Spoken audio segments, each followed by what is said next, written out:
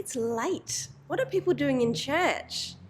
You, watching on the internet, you've got the right idea because you've got a big day tomorrow and you need your sleep. And the other drivers on the road out there, they've often, had a bit more than a sip of wine to drink. And let's face it, many of us in church at midnight on Christmas Eve are people for whom 9 o'clock is the new midnight, and so, well, that makes it about 2:30 a.m. now.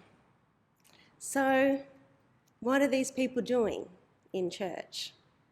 Maybe it's just tradition, but I suspect it's because they know that sometimes amazing things happen in the middle of the night at Christmas.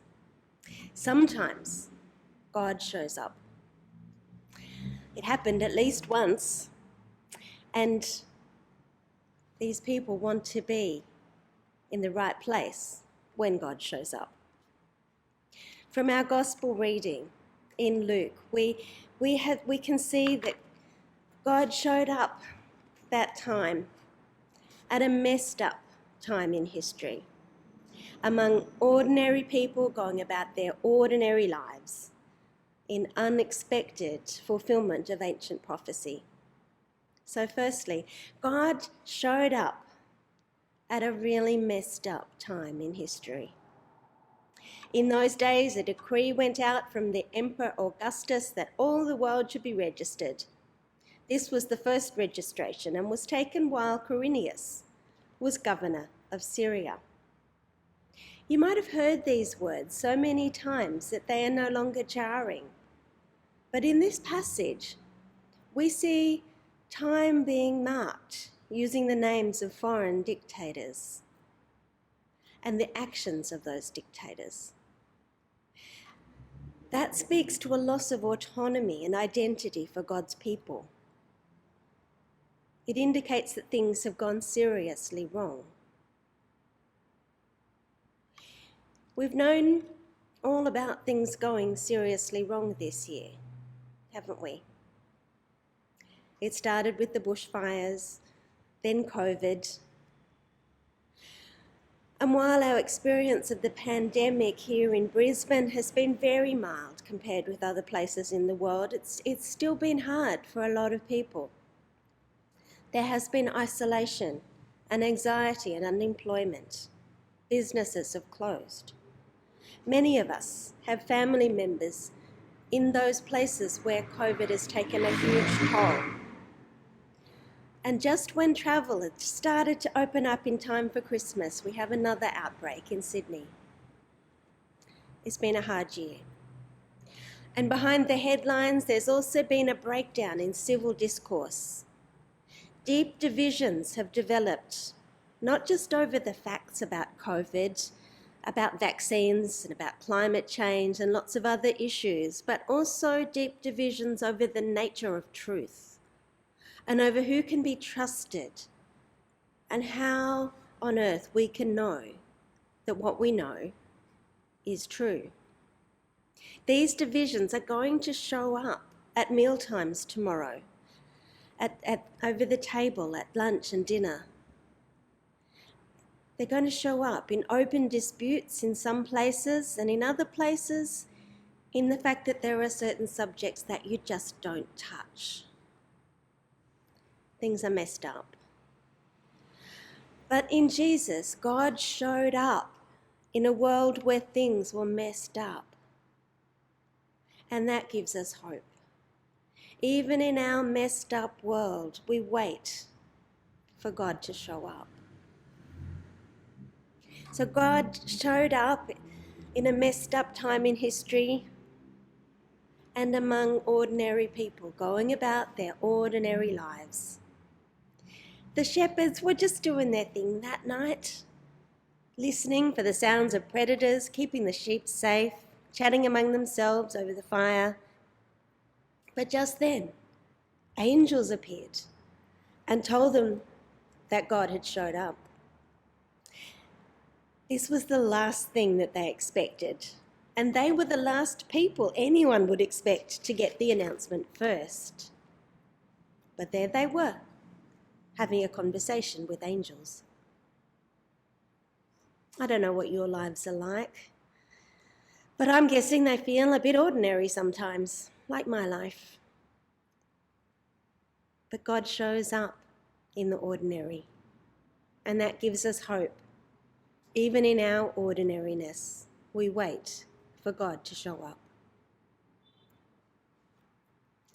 So God showed up at a messed up time in history among ordinary people going about their ordinary business in unexpected fulfillment of ancient promises.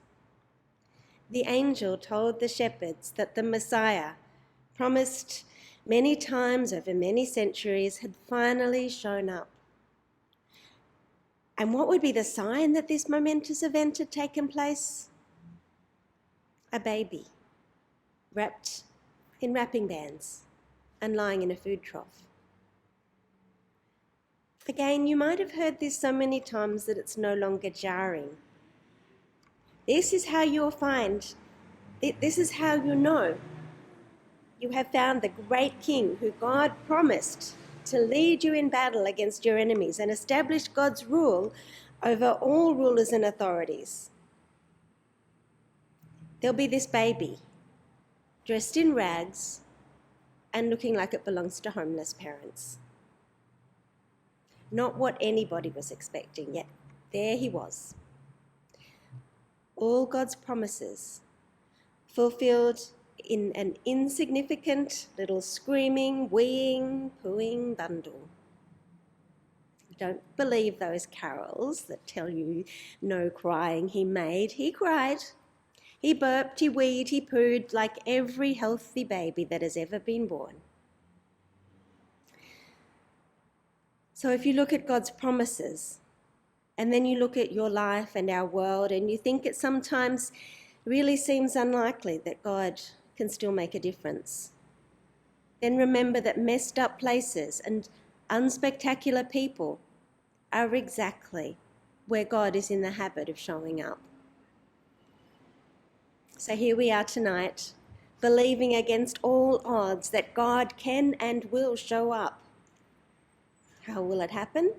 And when? Who knows? God is the God of surprises. But I will say this. The question that we can answer is this. Not how will God show up for us, but how will God show up in us and through us this year? How will God bring hope and joy to the people around your Christmas table tomorrow through the things that you do and the things that you say? How are we going to make our own lives into stables and mangers that welcome the unexpected presence of God? If you gather with others around a table or around a Christmas tree tomorrow, how will you bring God's love, God's forgiveness, and God's presence into that gathering, into those conversations that should be full of joy and yet often are full of tension?